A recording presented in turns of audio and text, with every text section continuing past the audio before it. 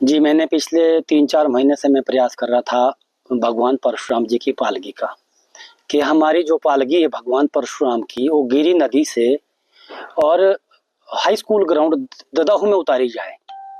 तो इसमें 2-3 सालों से ऐसी अड़चनें थी कि इसमें परमिशन नहीं मिलती थी प्रशासन को, और हमने इस परमिशन के लिए हाई को मतलब कि जब पिछले साल की बात बताऊं मैं आपको, वहां पर एक शव भी जलाया जा रहा था और पालकी भी वहां उतार दी। और जो महिला थी, बच्चों को लेकर के अपनी मन्नत होती है महिला को कि आपकी पालकी को माथा टिकाया जाएगा, तो महिला काफी जो है तो जा नहीं पाई थी।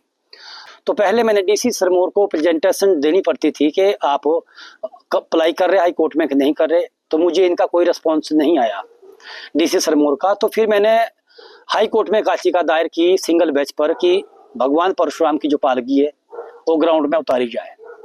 पर उस ग्राउंड में कंडीशन ये थी कि उसमें उतारने की हाई कोर्ट ने अनुमति नहीं दी थी, क्योंकि किसी को लंबे समय से अनुमति नहीं दी थी।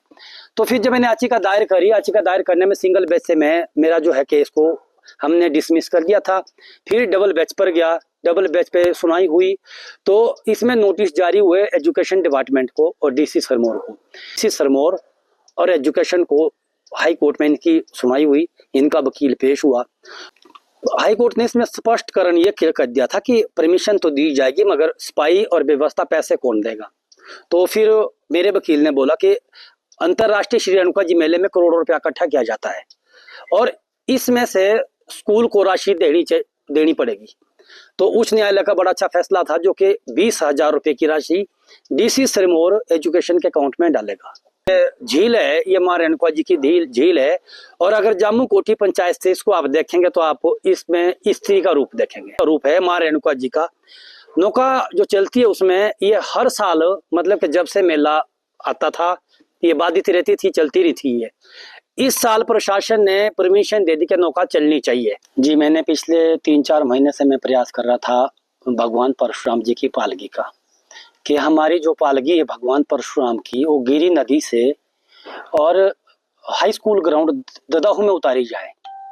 तो इसमें 2-3 सालों से ऐसी अड़चनें थी कि इसमें परमिशन नहीं मिलती थी प्रशासन को, और हमने इस परमिशन के लिए हाई को मतलब कि जब पिछले साल की बात बताऊं मैं आपको, वहां पर एक शव भी जलाया जा रहा था और पालकी भी वहां उतार दी। और जो महिला थी, बच्चों को लेकर के अपनी मन्नत होती है महिला को कि आपकी पालकी को माथा टिकाया जाएगा, तो महिला काफी जो है तो जा नहीं पाई थी। तो पहले मैंने डीसी सिरमौर को प्रेजेंटेशन देनी पड़ती थी कि आप अप्लाई कर रहे हाई कोर्ट में कि नहीं कर रहे, तो मुझे इनका कोई रिस्पॉन्स नहीं आया डीसी सिरमौर का। तो फिर मैंने हाई कोर्ट में याचिका दायर की सिंगल बेंच पर कि भगवान परशुराम की जो पालकी है वो ग्राउंड में उतारी जाए। पर उस ग्राउंड में कंडीशन ये थी कि उसमें उतारने की हाई कोर्ट ने अनुमति नहीं दी थी, क्योंकि किसी को लंबे समय से अनुमति नहीं दी थी। तो फिर जब मैंने याचिका दायर करी, याचिका दायर करने में सिंगल बेंच से मेरा जो है केस को हमने डिसमिस कर दिया था। फिर डबल बेंच पर गया, डबल बेंच पे सुनवाई हुई, तो इसमें नोटिस जारी हुए एजुकेशन डिपार्टमेंट को और डीसी सिरमौर को। डीसी सिरमौर और एजुकेशन को हाई कोर्ट में इनकी सुनवाई हुई, इनका वकील पेश हुआ। हाई कोर्ट ने इसमें स्पष्टकरण ये कर दिया था कि परमिशन तो दी जाएगी, मगर सफाई और व्यवस्था पैसे कौन देगा। तो फिर मेरे वकील ने बोला कि अंतरराष्ट्रीय श्री रेणुका जी मेले में करोड़ों रुपया इकट्ठा किया जाता है और इसमें से स्कूल को राशि देनी पड़ेगी। तो उच्च न्यायालय का बड़ा अच्छा फैसला था, जो कि 20,000 रुपए की राशि डीसी सिरमौर एजुकेशन के अकाउंट में डालेगा। झील है, ये मां रेणुका जी की झील है, और अगर जामू कोठी पंचायत से इसको आप देखेंगे तो आप इसमें स्त्री का रूप देखेंगे। रूप है मां रेणुका जी का।